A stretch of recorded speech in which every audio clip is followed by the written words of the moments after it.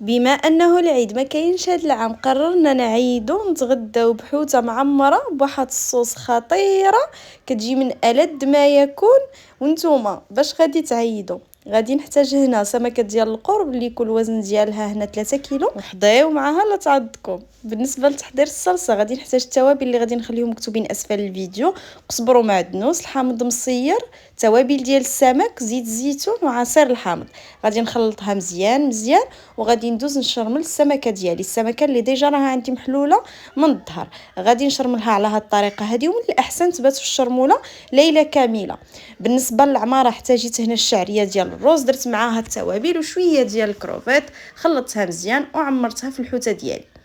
بالنسبه هنايا الحوته درتها على مطيشه فلفله كرافس، لويتها في بابي كويسون مع بابي الومنيوم، وغادي ندخلها طيب في الفران على اعلى درجه حراره. فاش غادي طيب غادي نحيد ليها البابي الومنيوم ونخليها تحمر. خديت هنايا فلفله غادي نشحرها مع شويه ديال الزويته، غادي نخليها حتى تذوب. من بعد غادي نضيف ليها مطيشه اللي مقطعه ومحيد ليها الزريعه، الورقه ديال سيدنا موسى، واحد اولا صوص طوماط كدير 2 دراهم ونص وكتعطينا كميه اللي هي كبيره ومذاق بنين. زدت معاه هنايا ما تبقى لي من الشرموله، غادي نزيد معاها شويه ديال فواكه البحر، وغادي نطيبها على عافيه مهيله حتى طيب وتعقد ليا. نستعنوا بصديق باش نحطوا هنا السمكه ديالنا في طبق التقديم، نقدموها مع لاصوص اللي حضرنا. الا وصلتي حتى لهنا ما تنساش تخلي لايك وتعليق زوين.